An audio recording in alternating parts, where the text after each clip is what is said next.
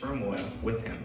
The child of a black father and Puerto Rican mother, Miles is a wonderful mixture of cultures and languages. The way he leaps off of rooftops and flips backwards to face the camera before falling into a headfirst dive is just full of the exaggerated swagger of a black teen. The exaggerated swagger of a black teen. The exaggerated swagger of a black teen. The exaggerated swagger of a black teen. The exaggerated swagger of a black teen. The exaggerated swagger. Finished this game fairly easily, fairly fast. It took me only 10 hours. Finished it literally the day I got it. I didn't do a review or a gameplay video at that time because I wasn't really doing much YouTube stuff. I was only posting like 2 to 3 times a week. Now that I'm getting into doing reviews on the channel, I thought might as well review this game. This will be the first game I'm reviewing on the channel. If you guys want more game reviews, let me know by dropping a like rating down below. If you haven't checked out my past 2 movie reviews, do that by checking the links in the description. The first movie I reviewed was Wonder Woman 1984. And the second one I did was Tenet. I also have a gaming series going on the channel where I'm doing a walkthrough of Cyberpunk 2077. So I'll link that playlist in the description down below. By the way, the Cyberpunk series is going to be ending very soon because I'm almost done with the game. So after that series is done, I'm going to be doing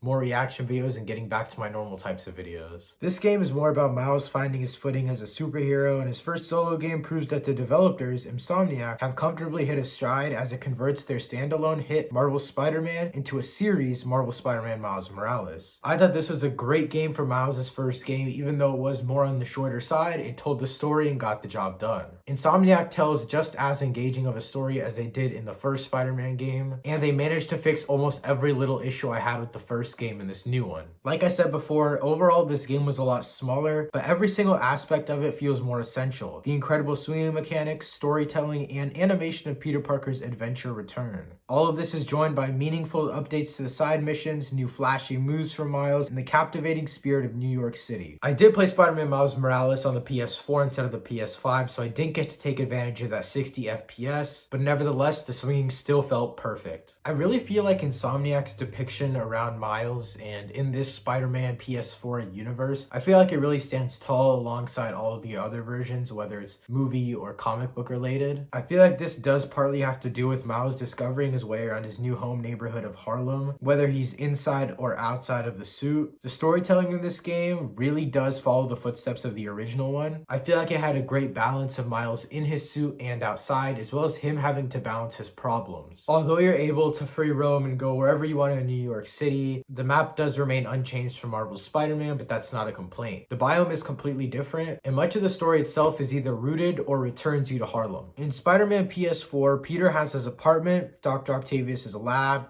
but his connections to the city often boil down to specific characters like Mary Jane or villains like Doc Ock and Vulture. We get to know his whole apartment, as well as the neighborhood blocks around him, as familiar shopkeepers pop up in his side missions in the main story. His welcoming home neighborhood becomes the center of an engaging struggle as it fights to maintain its identity in the face of corporate takeover. In my opinion, Miles surpassed all my expectations and does live up to the bar of Spider-Man PS4. Peter's story did a great job of having his Spider-Man tasks keep up with his personal life tasks, and I feel like Miles Morales' game did the same thing. Genki, who is Miles' best friend, leads us to have many engaging and hilarious conversations while we're swinging in New York City. Miles' mom's ambitions as a politician conflict with what Roxxon and the Underground want to do. I love how this story has a lot of small stuff that ends up connecting at the end, or everything's connected in the beginning and it just gets more explanation by the end. To me, the story was pretty predictable, but I love that we had those small connections to kind of keep us set in Harlem. I visited Harlem the least in the Spider-Man PS4 game, but I'm glad I called that neighborhood home in Miles. Insomniac found some new ground with Miles' relationship with his uncle Aaron, and their connection keeps lingering in my mind from the Spider-Verse movie. Whether it's Miles finding audio capsules or time capsules, there's always something to do on the side mission that gives us a deeper dive into Miles' story. All of this feels like an idea born out of Miles as a character rather than a need to fill out the world.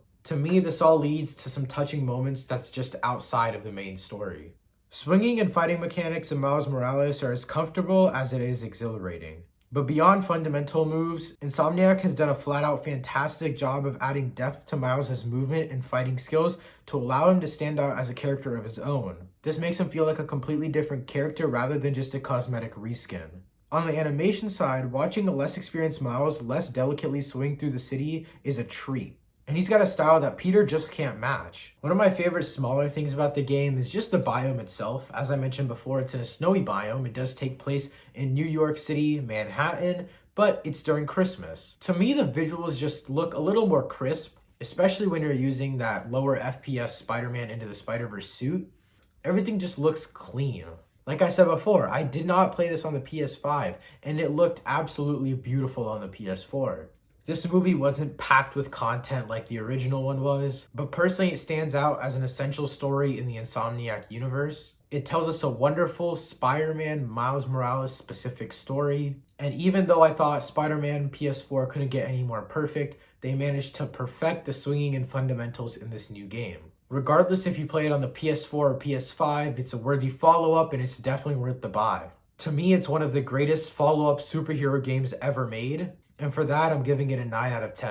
Alright guys, that's it for this video. If you guys enjoyed, make sure to drop a like rating down below. Hope you enjoyed this review of Spider-Man Miles Morales. Let me know in the comments down below what other games and movies I should review. I'm planning on doing TV show reviews as well. I really love doing these review videos, and if you guys enjoy them too, make sure to drop a like rating down below. As always, thank you guys so much for watching, and peace.